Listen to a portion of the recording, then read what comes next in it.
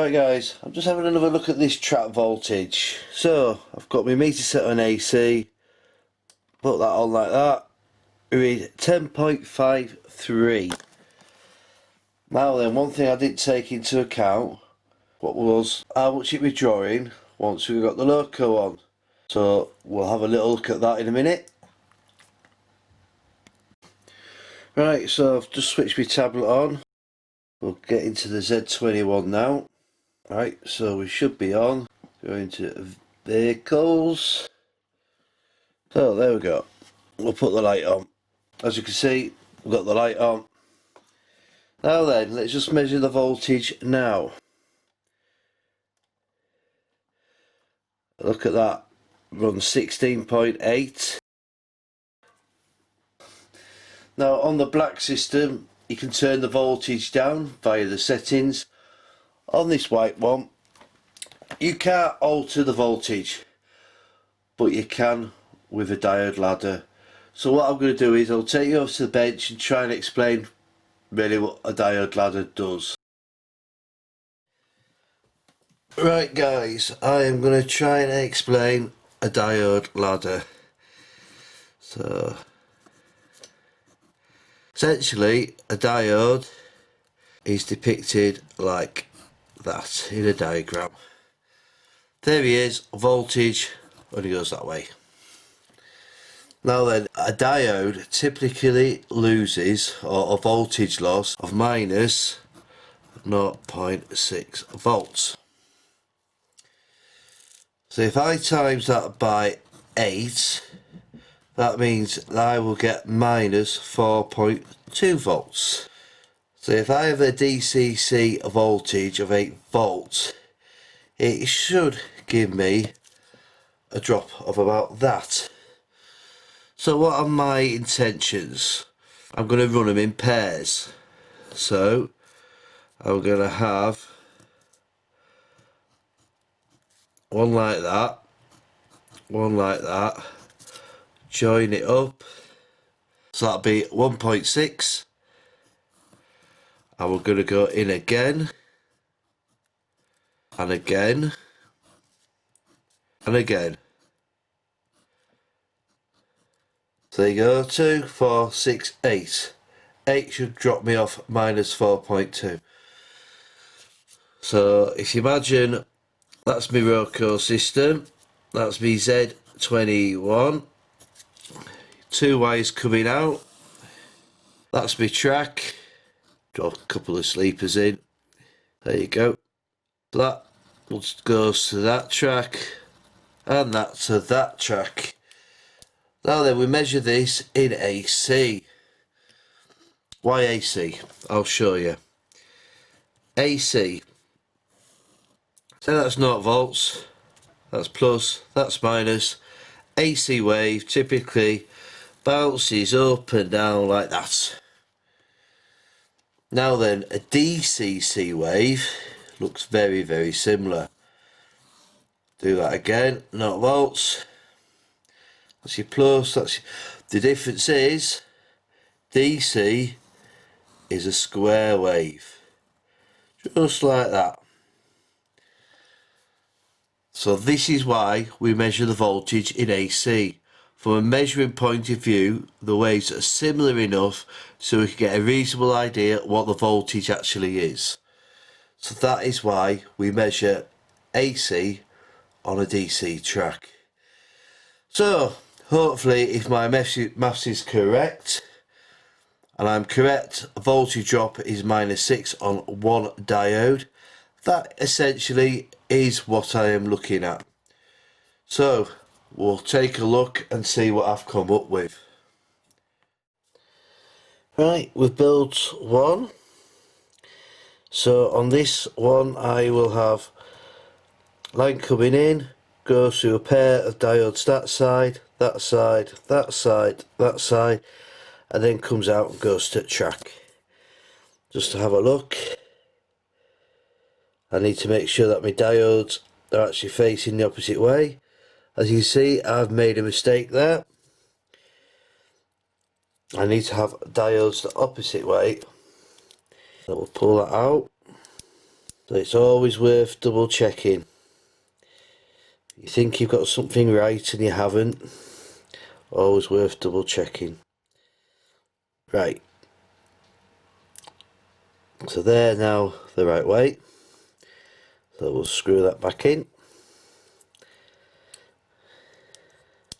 So silver that ends, silver, silver, silver, silver, silver, silver, silver. So that's good. Right guys, back on the test track. I would just like to show you this now. My multimeter now 13.8. That's what we wanted.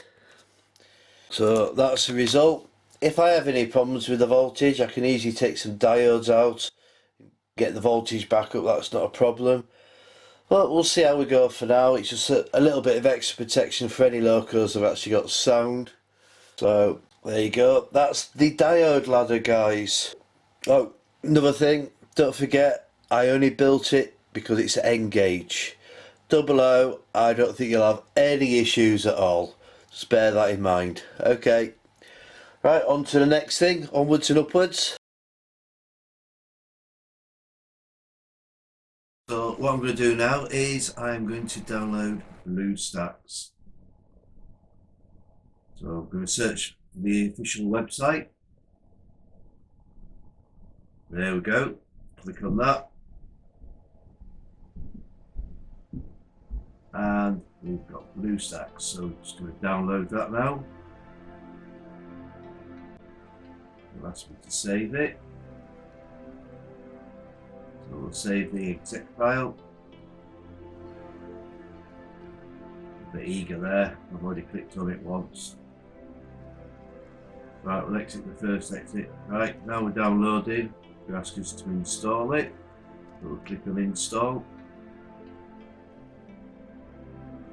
Now I've speeded this up a little bit, guys, because it takes a little while, so a bit of heavy editing going on here.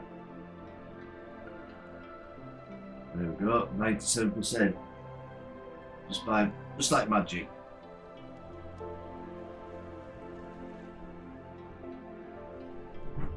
Just downloading, set in a minute.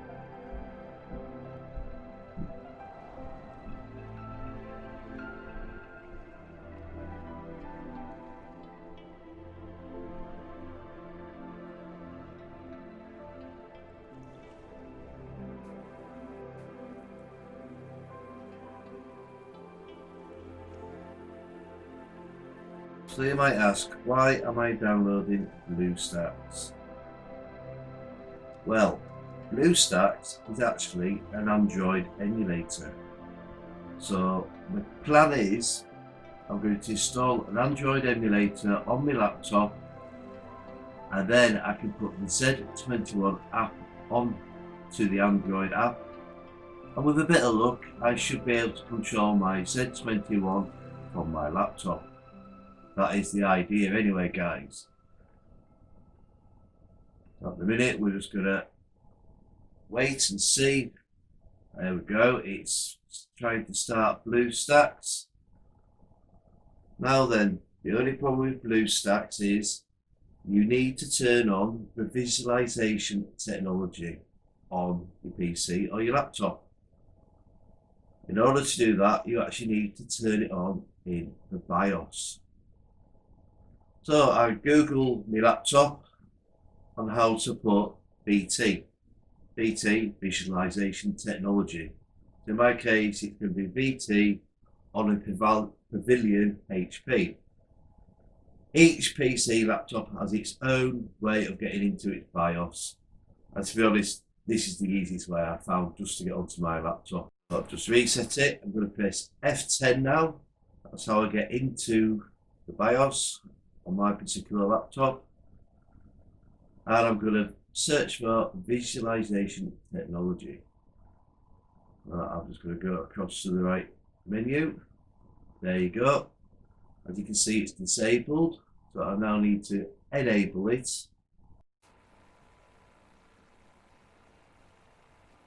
It's enabled, so we need to come out of that, exit and save changes.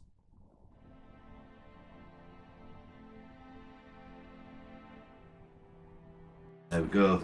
The laptop is now resetting again.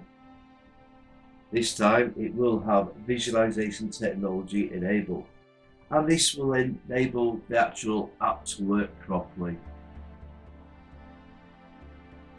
I presume that a lot of the people that use the Android app play games on it, and because games are quite intensive with CPUs and things, that is probably the reason we need to turn it on.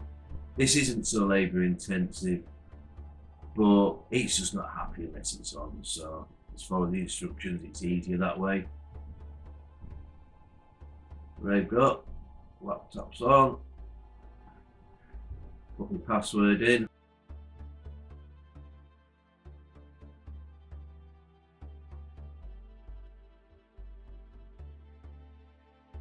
So we're just currently loading the laptop, clicking on the Z21.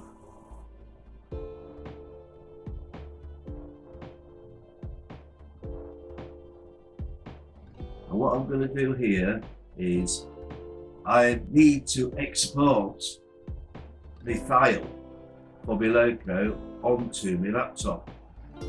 Now it's asking me, can I do it via Wi-Fi or do I want to share it? It won't let you do it by Wi-Fi because it's an app within a PC. So I click share onto my email address. As you can see, it's come up as an attachment.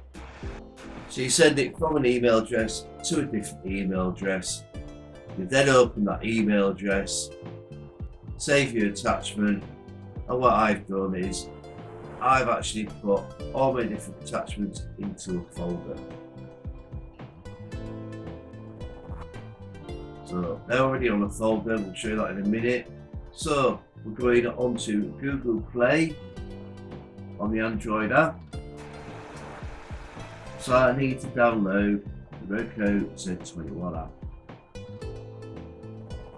we'll click on that. Now the first time you go to Google Play, it will ask you for your password and your email that you've already registered on Google Play in the first place, just so it knows you're a verified user. So I'll do the Z21 updater at the same time, may as well get them both in. So that's currently downloading. So what we'll do next, there we go, Z21 and the updater is installed. So we're going to click on the Z21.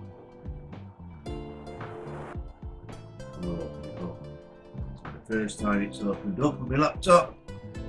There's a new crane feature apparently. I haven't got a crane, I don't think many people will, to be honest. But it is there.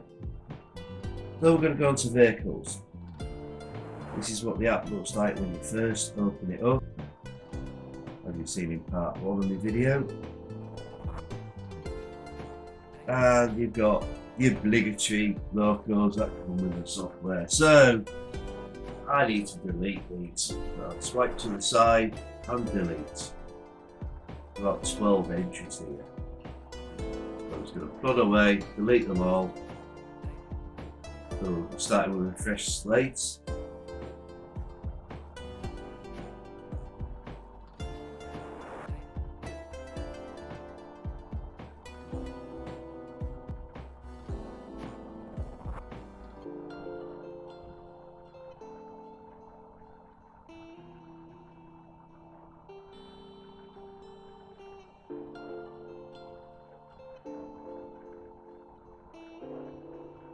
There we go.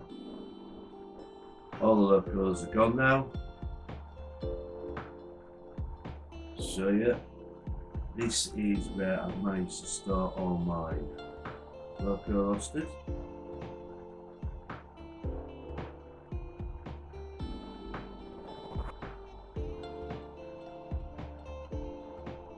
So those are all the attachments that I've actually saved to my email. They need to be on your PC to start with. So we're going to go back to home and we're going to click on the System Apps tab, Media.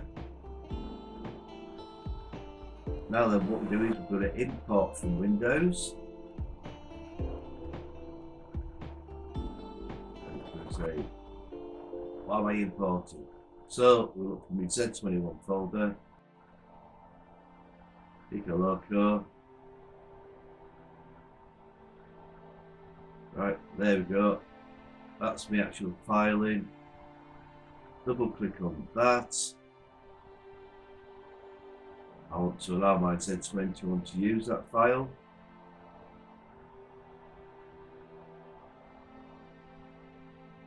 Import vehicle, yes, that's what we want to do.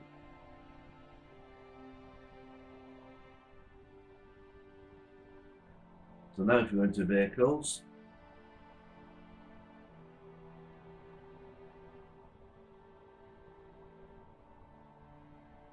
there it is. Still got a fuzzy picture, still not updated it yet, but I just want to show you this for demonstration purposes.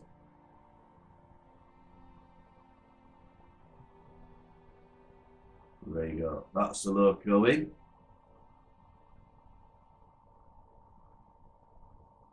Next, we'll have to show you it running. Right then, so I've just plugged in my Z21 now. So let's try and get this Loco running. First thing I need to do is we need to find the Z21 network.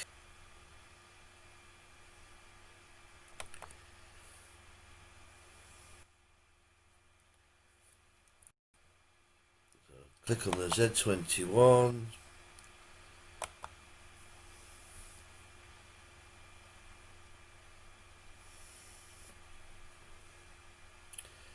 Z21 is connected, so let's bring blue stacks up. There we go, it says we're connected. That's what we wanted. So let's go press the play button.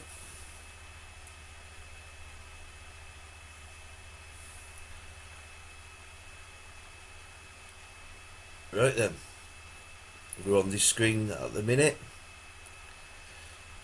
so let's see if she's connected.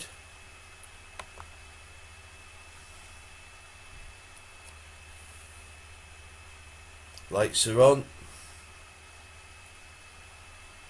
Does sound work?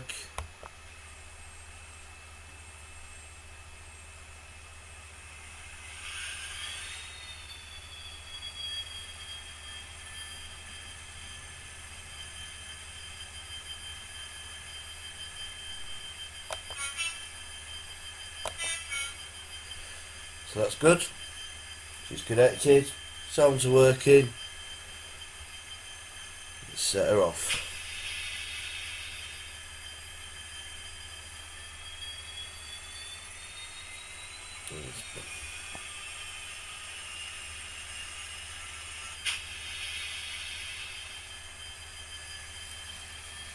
There we go.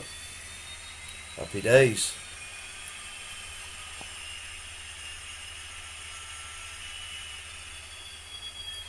So there we go. Loco works. That is actually from my PC.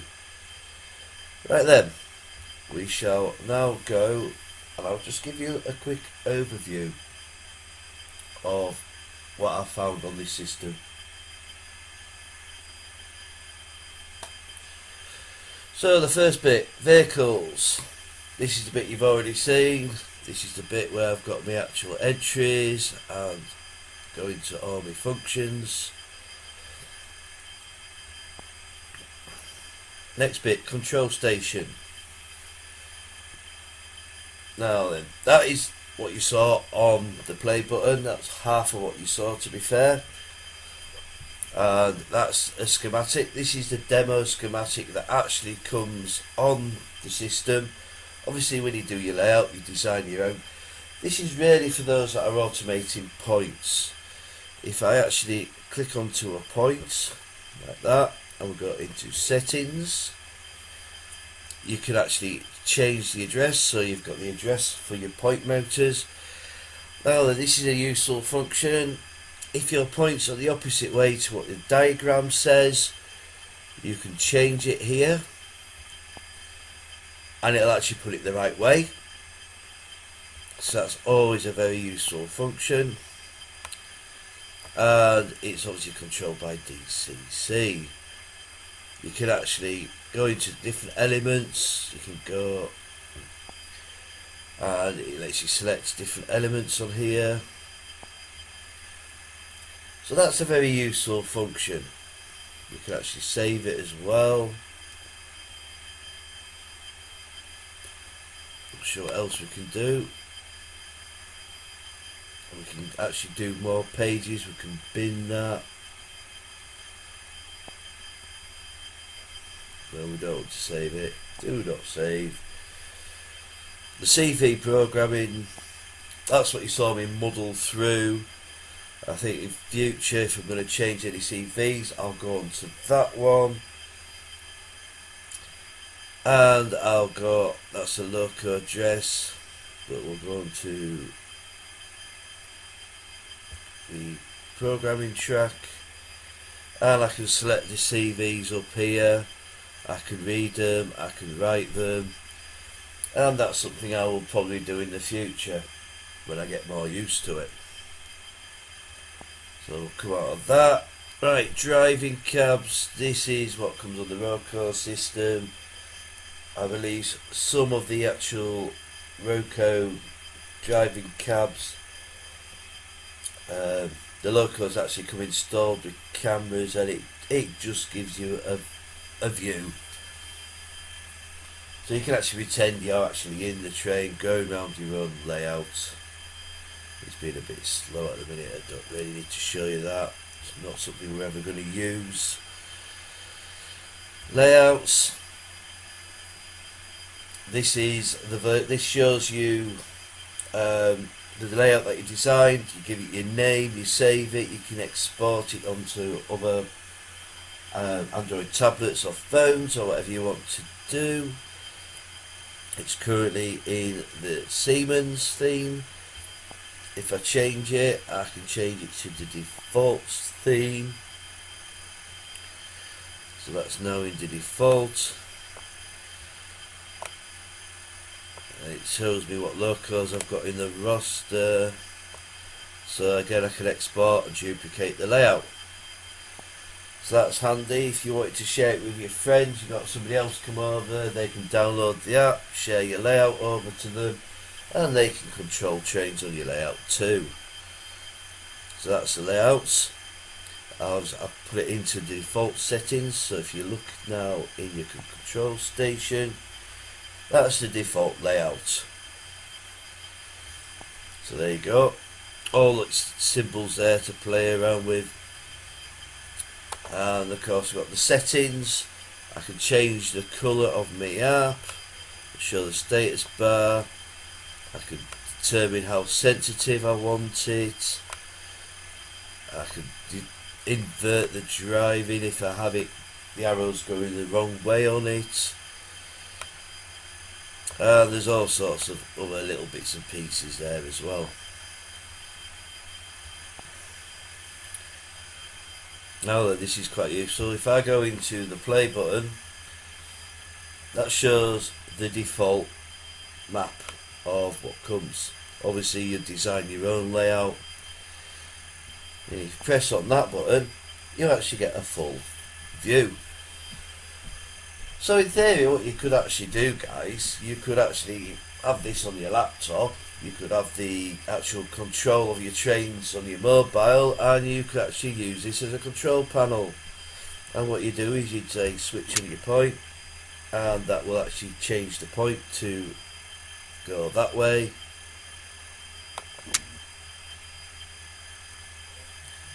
And it's just one quick way of changing your points and stuff. So that's quite a useful little toy to play with as well.